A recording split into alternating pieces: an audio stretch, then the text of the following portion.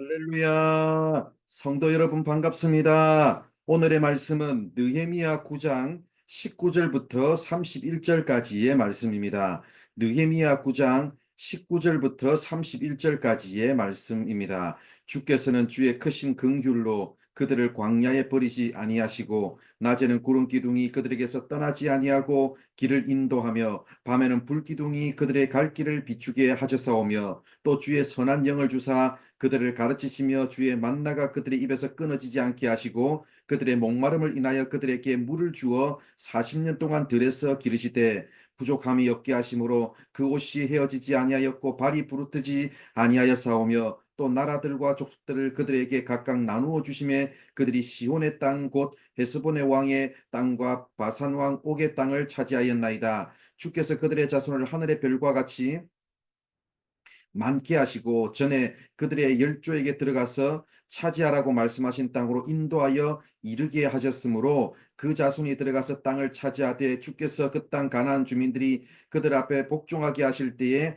가나안 사람들과 그들의 왕들과 본토 여러 족속들을 그들의 손에 넘겨 임의로 행하게 하심에 그들이 견고한 성읍들과 기름진 땅을 점령하고 모든 아름다운 물건이 가득한 집과 판 우물과 포도원과 감람원과 허다한 과목을 차지하여 배불리 먹어 살찌고 주의 큰 복을 즐겨 사오나 그들은 순종하지 아니하고 주를 거역하며 주의 율법을 등지고 주께로 돌아오기를 권면하는 선지자들을 죽여 주를 심히 모독하였나이다. 그러므로 주께서 그들을 대적의 손에 넘기사 그들이 곤고를 당하게 하심에 그들이 환난을 당하여 주께 부르짖을 때에 주께서 하늘에서 들으시고 주의 크신 긍휼로 그들에게 구원자들을 주어 그들을 대적의 손에서 구원하셨거늘 그들이 평강을 얻은 후에 다시 주 앞에서 악을 행함으로 주께서 그들을 원수들의 손에 버려두사 원수들에게 지배를 당하게 하시다가 그들이 돌이켜 주께 부르짖음에 주께서 하늘에서 들으시고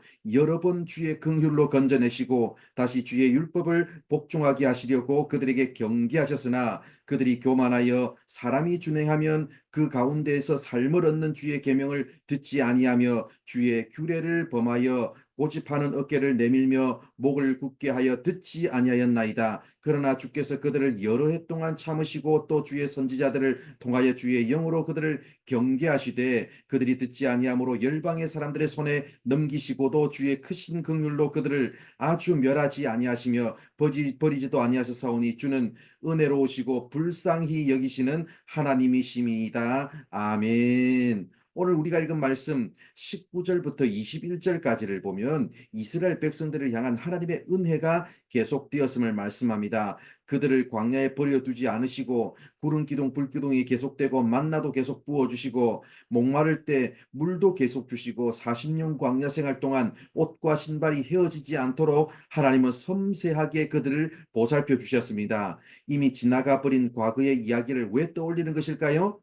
변치 않는 하나님의 크신 사랑에도 불구하고 자신들의 조상들은 교만하여 하나님을 무시했고 하나님의 말씀에 계속 불순종했고 하나님의 이름을 욕되게 했다는 것입니다. 그 죄를 무릎 꿇고 회개하고 있는 것입니다. 24절부터 29절까지를 보면 광야를 지나 약속의 땅 가나안 땅에 들어가고 나서 지은 죄들도 회개하고 있습니다. 특별히 26절을 보면 하나님의 은혜에 감사해 하고 온전히 섬긴 것이 아니라 오히려 하나님을 거역하고 율법을 등지며 선지자를 죽이는 등 하나님을 모독했음을 강조합니다.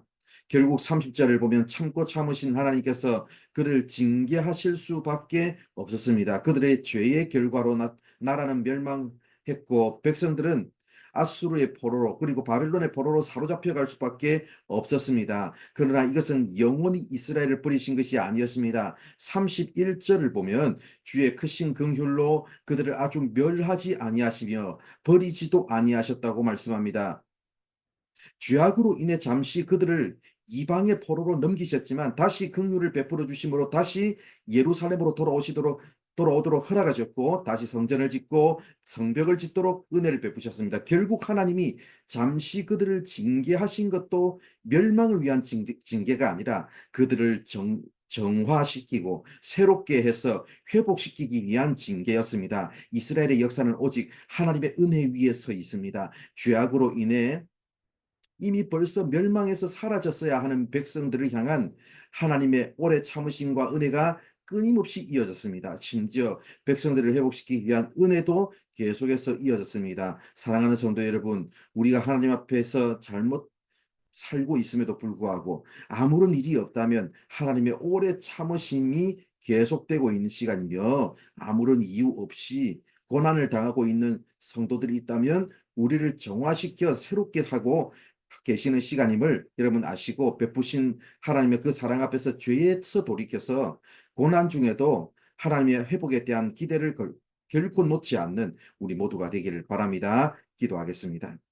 하나님 감사합니다. 오늘도 이렇게 우리를 사랑하여 주셔서 부족한 우리들에게 말씀해 주셔서 감사합니다. 우리 인생에, 그리고 우리 개인의 삶에, 또 우리 교회의 역사에 하나님의 은혜와 긍휼하심이 계속되고 있었음을 다시 한번 더 말씀해 주셔서 감사합니다. 하나님께서 베푸신 그 은혜에 늘 감사하며, 오늘도 아버지 하나님 기뻐하시는 일을 위해서 헌신하는 우리가 되게 하시고, 아버지 우리가 아무리 고난 중에 있더라도 하나님의 은혜가 또 계속될 것이고 회복을 위한 하나님의 또 아버지 행동하심이 있을 것임을 알고, 오늘도 믿음 가운데 살아가는 우리 모든 주의 백성들 되게 하여 주옵소서. 오늘 하루의 삶도 하나님께서 이끄시고 우리의 삶을 인도하여 주실 줄 믿사오며 예수님의 이름으로 기도드립니다. 아멘.